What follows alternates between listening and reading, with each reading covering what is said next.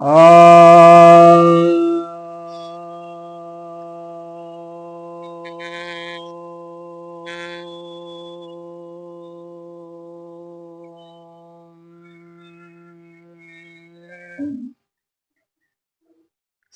भक्तजनों को सब प्रेम नमन।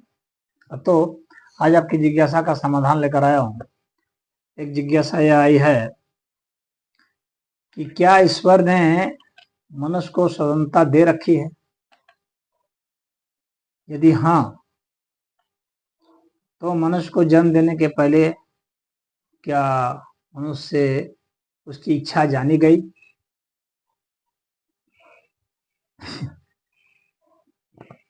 और यदि नहीं, तो क्या ईश्वर मनुष्य का शोषक नहीं है?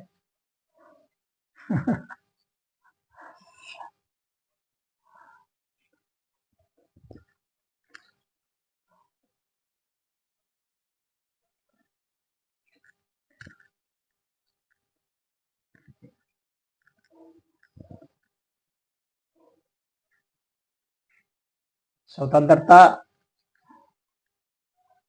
मनुष्य की है, लेकिन उतनी है जितना कि वह मनुष्य है। उसकी संपूर्ण स्वतंत्रता नहीं है।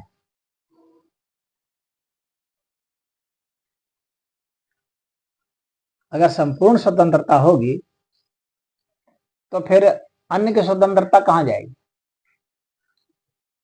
और मनुष्यों में भी अलग अलग मनुष्य हैं, तो फिर उनकी स्वतंत्रता कहां जाएगी? तो आपकी स्वतंत्रता जो है लिमिटेड है।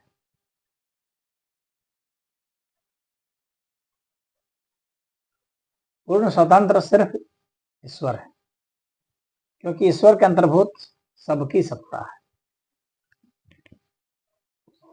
सारे जो हैं ईश्वर रूप माने गए हैं सनातन धर्म में।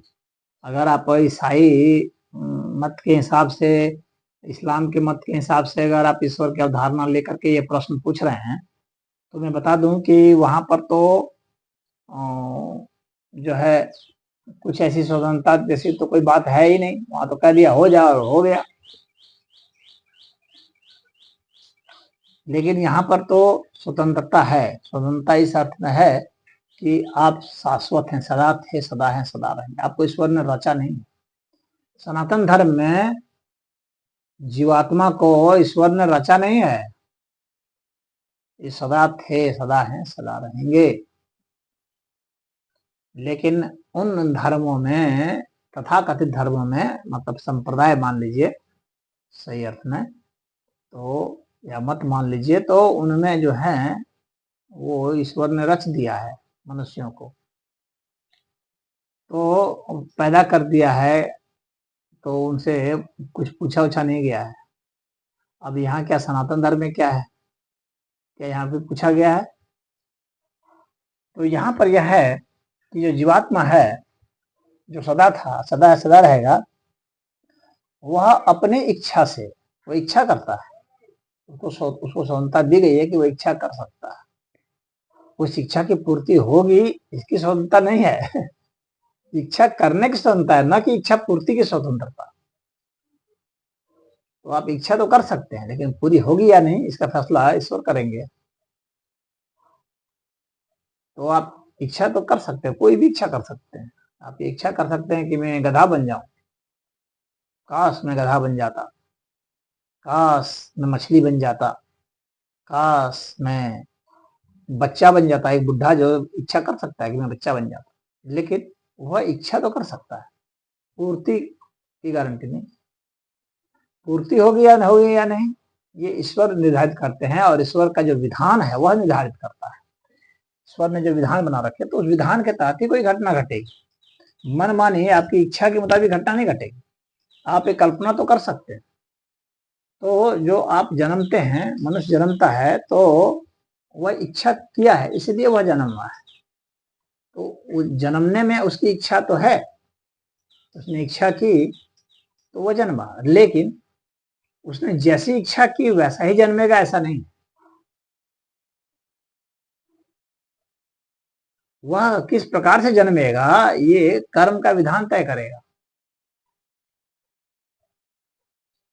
आप जन्मेंगे, ये तो आपने इच्छा की और आपकी इस इच्छा की पूर्ति हो गई कि ठीक है आप जन्म लेंगे, लेकिन कैसे जन्म लेंगे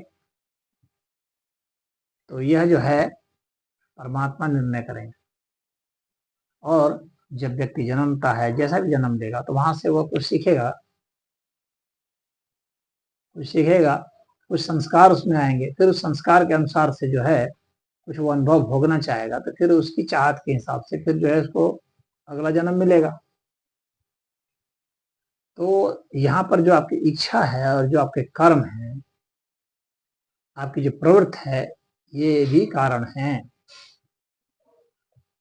तो मनुष्य को स्वतंत्रता है, वो ठीक है, आपको कर्म के चुनाव की स्वतंत्रता है, लेकिन कर्म करने की पूरी स्वतंत्रता नहीं है। ऐसा नहीं है कि आप कुछ भी कर देंगे। आपकी जो सीमा है, आपकी शक्ति की सीमा है, आपकी बुद्धि की सीमा है, आपकी इंद्रियों की सीमा है, आपके सुनने की सीमा है, सूंघने की सीमा है, आपकी चखने की सीमा है। हर चीज की आपकी एक सीमा है। उस सीमा के अंतर्गत ही आप कर्म जो करेंगे तो उसका एक परिणाम आपके लिए आ सकता है और कर्म आप कर सकते हैं। लेकिन वह कर्म कर भी पाएंगे कि नहीं कर पाएंगे, इसका निर्णय जो है ईश्वरीय है। ये पूरा अस्तित्व का जो विधान है वो करेगा। तो आपके सोचने मात्र से, आपकी इच्छा मात्र से नहीं हो जाएगा। तो स्वतंत्रता उसी अर्थ में, स्वतंत्रता भी है, स्वतंत्रता के साथ साथ कर्तव्य भी है। आपके अधिकार हैं तो आपके कर्तव्य भी तो हैं, और आपकी सीमाएं भी हैं। आप दूसरे के साथ कैसा व्यवहार करेंगे इसकी भी सीमा है, क्योंकि दूसरा भी जितनी स्वतंत्रता आप रखते हैं उतनी वह भी रखता है।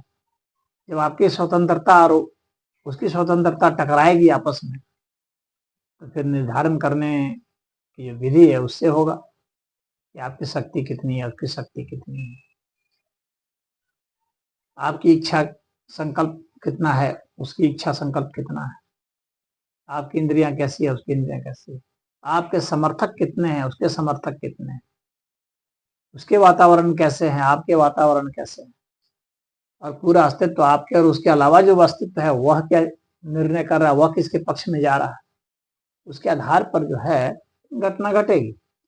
तो स्वतंत्रता आपकी जो है कंडीशनल है, अनकंडीशनल नहीं है, अनफैक्टरिंग नहीं है।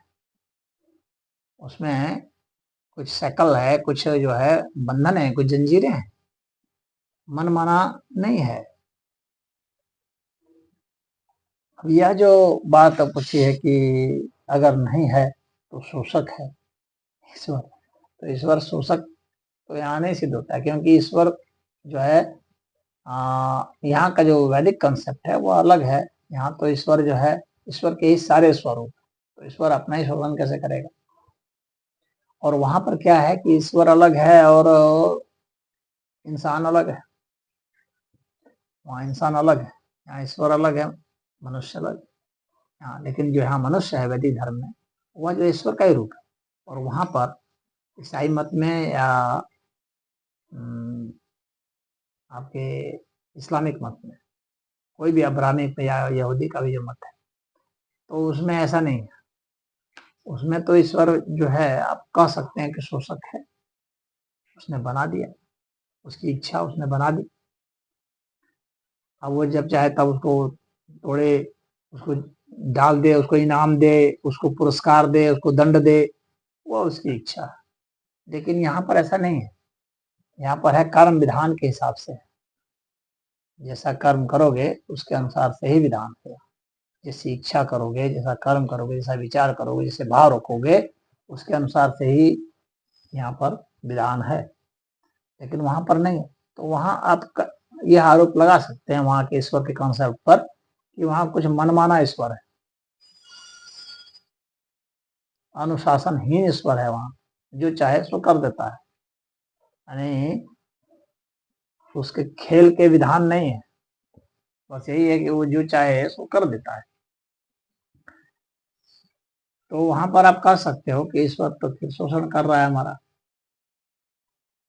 तो फिर वैसे ईश्वर को आप क्यों रखे हुए हो भाई, वैसे मत में क्यों हो, शोषण आपको लगता है शोषण हो रहा है, छोड़ो, आ जाओ सनातन धर्म में, घर वापसी कर लो। यहाँ कोई शोषण नहीं है, यहाँ अपने कर्म के हिसाब से, स्वभाव के हिसाब से, गुण के हिसाब से परिणाम मिलेगा। हाँ, स्वतंत्रता तो 100% तो नहीं मिलेगी। ऐसा नहीं है कि आप सोचोगे कि मैं पेड़ हो जाऊं अभी तो पेड़ हो जाओगे, ऐसे थोड़ी हो जाओगे, मन माना थोड़ी चलेगा, एक नियम से चलेगा, जो विधान है वो चलेगा।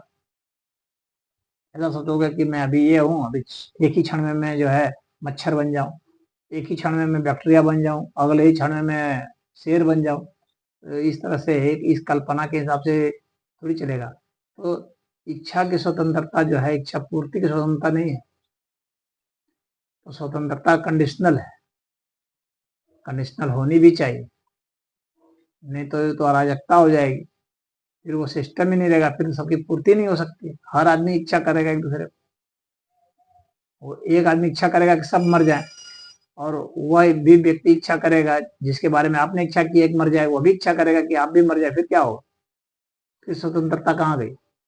तो वह जो है ये लॉजिकल नहीं है, तर्क संगत नहीं है, तर्क संगत जो सनातन धर्म में है वही है। तो मैं समझता हूँ कि आपको उत्तर मिल गया होगा। हरिओम।